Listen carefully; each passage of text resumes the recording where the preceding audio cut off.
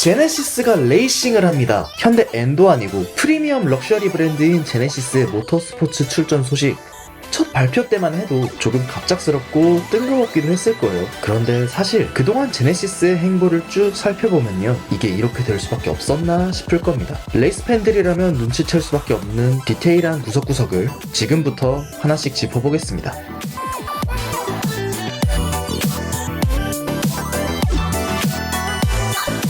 시작은 2020년 올라온 한 기사입니다. 미국의 스포츠카 레이싱을 주관하는 국제모터스포츠협회 임사의 회장인 존 누난이 앞으로 더 많은 브랜드들이 LMDH에 참여할 것으로 기대하고 있다는 것이었죠. LMDH는 4개의 레이스카 제조사에서 제공하는 셰시 위에 참가 업체의 디자인을 얻는 방식의 프로토타입 스포츠카 카테고리로 제작과 유지보수 비용을 크게 절감할 수 있어 이때까지만 해도 여러 제조사들에게 주목받고 있는 카테고리였거든요.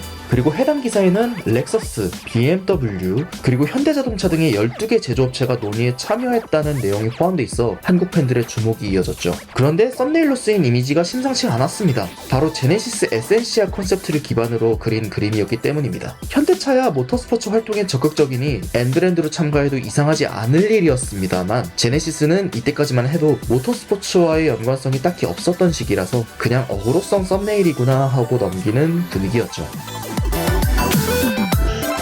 그런데 제네시스의 흥미로운 행보는 이듬해 여름에 이어졌습니다. 2021년 8월 미국 캘리포니아주 몬터레이시에서 매년 개최되는 몬터레이카 위크였죠. 제네시스는 이날 모터스포츠 팬들의 흥미를 돋운 콘셉트카를 발표했습니다. 제네시스 X 콘셉트카를 기반으로 한 X 그룹 3, G70를 기반으로 한 G70 그룹 4 레이스카가 바로 그 주인공이죠. 이 모델들은 유명 레이싱 게임 프랜차이즈인 그란투리스모 시리즈에 수록될 예정이었습니다. 게임 내에서는 각각 현실의 GT3, GT4급 레이스카의 성능에 해당하는데요. 경주차 완성도도 제법 그럴듯했기 때문에 야, 이거 제네시스가 진짜로 모터스포츠에 관심 생긴 거 아니야? 라며 행복 회로를 조금씩 돌리는 팬들이 생기기 시작했습니다. 그리고 2022년 제네시스는 그란투리스모 7으로 개최되는 e스포츠 대회인 그란투리스모 월드 시리즈의 새로운 공식 파트너로 선정됐습니다. X 그룹 3와 G70 그룹 4도 해당 대회에서 본격적으로 선보였죠. 사실 이 시리즈는 한국에서 개최하지도 않고 한국 출신 선수도 없기 때문에 우리나라에서 인지도가 낮은 편에 속하거든요.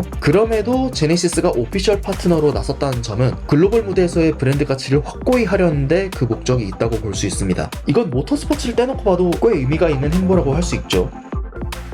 그리고 같은 해 4월 제네시스는 X 콘셉트카에서 한 단계 발전을 거친 X 스피디움 쿠페 콘셉트를 선보였습니다. 전기차 디자인의 방향성을 확립하는 동시에 전동화 시대에도 운전의 즐거움이라는 가치를 영속적으로 추구한다는 신념을 반영한 모델이죠. 그런데 단순히 운전의 재미만을 추구한다기엔 이 차에는 모터스포츠에서 영감을 받은 듯한 요소들이 제법 많이 들어가 있었습니다. 먼저 스피디움 쿠페 콘셉트라는 차명과 인제 그린이라는 컬러 이름은 각각 강원도 인제에 위치한 레이싱 트랙이죠. 인제 스피디움에서 따온 거고요. 인제 그린이 보여주는 짙은 에메랄드빛 메탈릭 컬러는 과거 영국 클래식 모터스포츠에서 비롯된 브리티시 레이싱 그린을 연상시키죠. 측면에서 고성능 이미지를 확실하게 느낄 수 있는 부분은 타공 작업을 거친 브레이크 디스크와 민트색 캘리퍼입니다. 휠 중앙은 하나의 큰 너트로 체결하는 센터락 방식으로 디자인된 것을 볼 수 있는데, 이 역시 레이스카에서나 볼 수 있는 요소라고 할 수 있습니다.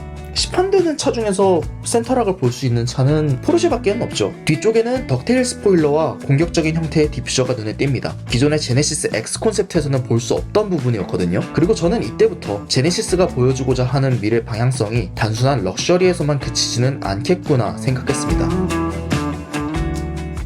그리고 2024년 초 제네시스는 전세계 모터스포츠 팬들이 깜짝 놀랄만한 중대 발표를 합니다. 바로 벨기에 출신의 레이싱 드라이버 제키 익스를 브랜드 공식 파트너로 선정했다고 밝힌 겁니다. 20년 이상이 넘는 시간 동안 F1과 르망 24시, 다카르 랠리, 캐남 등 종목을 불문하고 활약한 전설적인 드라이버죠.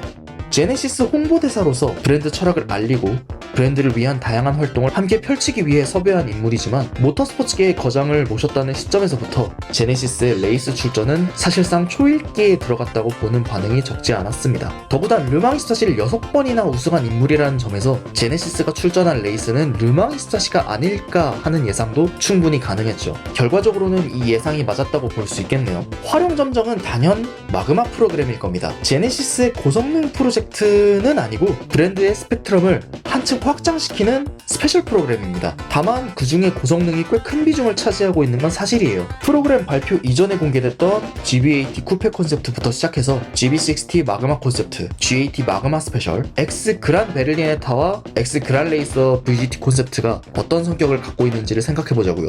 독일 뉘르브르크링에서는 마그마 오렌지 컬러의 G70 3.3 터보가 뉘르브르크링 트랙 택시로 활약했는데 이 또한 마그마 프로그램의 일환이라고 볼 수 있습니다. 이후로는 여러분이 알고 계시는 대로입니다. 작년 말 모터스포츠 공식 진출을 발표했고 이번 뉴욕 국제 오토쇼에서는 GMR001 하이퍼카의 실차 디자인이 공개됐습니다. 이에 발을 맞추듯 제네시스의 모터스포츠 관련 행보도 올해 초부터 급격하게 활발해지기 시작했습니다. 일단 제키익스는 올해 1월 열린 다카르 랠리 일부 구간을 GBAT로 달렸으며 2월 베서스트 12시간 내고 레이스에서는 무려 X 그란 베를리네타 콘셉트를 가지고 나와 쇼런을 펼쳤죠. 이와 동시에 엔지니어, 미케닉, 드라이버 등 제네시스 마그마 레이싱의 인원들은 유럽 명문 레이싱팀 이덱스포츠의 도움을 받아 올해 유럽 르망 시리즈 LMP2 클래스에 출사표를 던졌습니다. 내년 본격적인 출전에 앞서 내구 레이스 분위기에 적응하기 위한 전초전이죠. 특히 개막전 바르셀로나 4시간 레이스에서는 LMP2 클래스 우승을 거두며 기대치를 계속해서 높이고 있는 상황입니다.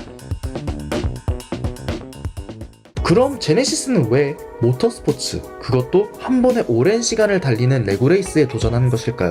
저는 레구레이스야말로 제네시스의 슬로건인 역동적인 우아함의 궁극에 있는 분야라고 생각합니다. 단순히 빠른 말을 경쟁하는 것이 아니라 높은 신뢰성을 기반으로 오랜 시간 달려도 그 품위를 잃지 않는다는 특유의 미학이 있다고 해야 될까요? 럭셔리 그랜드 투어러를 만드는 적지 않은 브랜드들이 레구레이스에 도전하고 또 우승까지 했던 것도 이것과 연관이 없지는 않을 것 같습니다. 제규어가 그랬고 에스턴 마틴이 그랬고 또 벤틀리가 그랬던 것처럼요. 사실 이것보다 더 납득하기 쉬운 이유가 있습니다. 바로 올해가 제네시스 브랜드 출범 10주년이 되는 해라는 거죠.